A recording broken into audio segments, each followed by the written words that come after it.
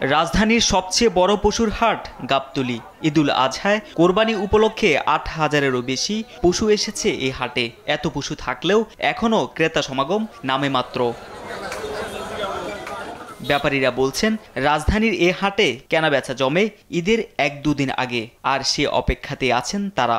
তবে যে কয়েকটি গরু বিক্রি হয়েছে তার দামে সন্তুষ্ট ব্যাপারীরা। 50টার প্লাস বিক্রি করে ফেলছি। আলহামদুলিল্লাহ ভাই, আমি খুব ভালো রেসপন্স পাচ্ছি। সবাই আছে রাখবো করায় এই জন্য 3 তারিখে 4 তারিখে গরু কেনাবেচা বেশি করবো। যদি গরু বেশি আসে তাহলে হয়তো আমাদের তাহলে ডাউন খেতে হবে। আর যদি মনে করেন যে হাটে এরকমভাবে আসে, এরকম হলে মানে আশা করা যায় কিছু মানে দাম ভালো হবে। এখন যেসব ক্রেতা হাটে আসছেন তারা ঘুরছেনই বেশি। তাদের অভিযোগ, দাম হাঁকা হচ্ছে বেশি। দাম ছাড়তেছে না, ক্রেতা কম তো। আজকে আমরাও আসছি এক্সপিরিয়েন্স নিতে, আমরাও ডিসিশন নিয়ে আসিনি যে আজকে কিনবো। বাজার অনুযায়ী মনে হচ্ছে এরা দাম বেশি চাচ্ছে। দিন 5 তো আছে, 5 দিন আছে, সো সেই হিসেবে তারা হয়তো চিন্তা করতেছে আরও কিছু আসবে বা আরও কাস্টমার আসলে একটু ভালো দাম পেলে হয়তো তারা ছেড়ে দিবে।